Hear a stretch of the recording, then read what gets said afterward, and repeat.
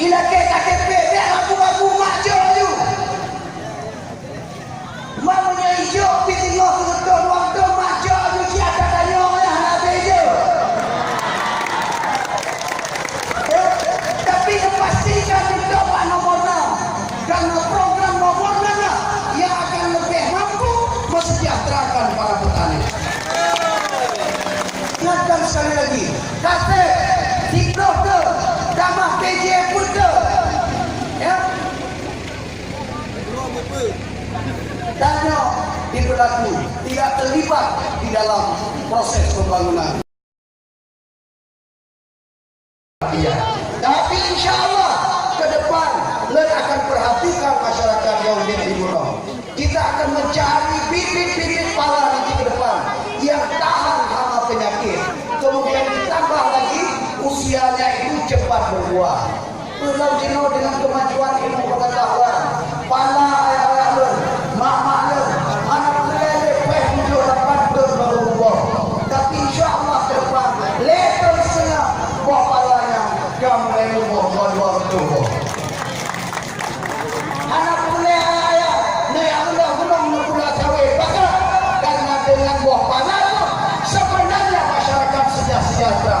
Bahkan namanya anak sejahtera keberpihakan pemerintah yang tidak jelas terhadap kaum pala.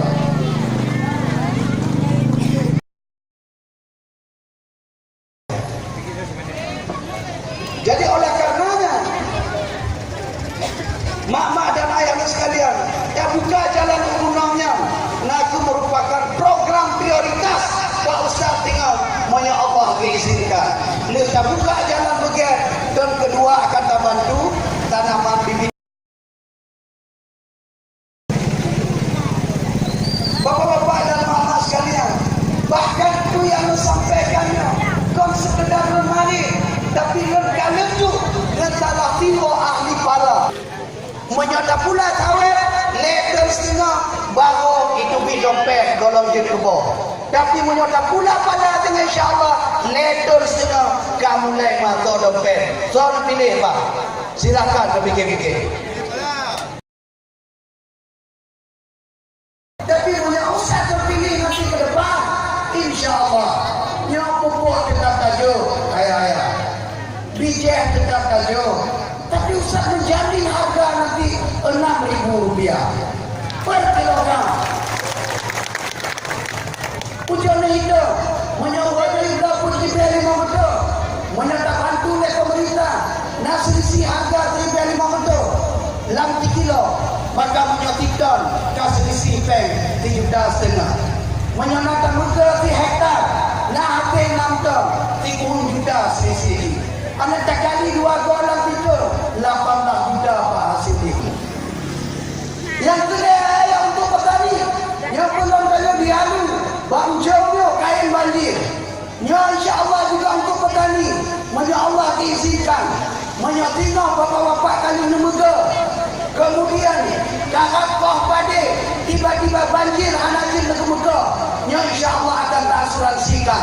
Jadi bagi awak yang nak koh pade, ibu pade dalam pupuk. Insya-Allah walaupun bapak hanapak buah pade dalam pupuk untuk peluang ke hana payah jak tak penggala kene akan dibayar oleh pemerintah.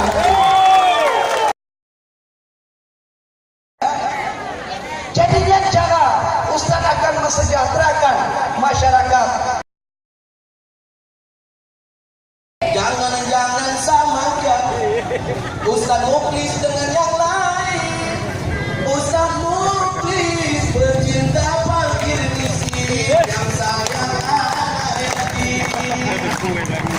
betul-betul kalau beliau terpilih dan betul-betul bekerja untuk rakyat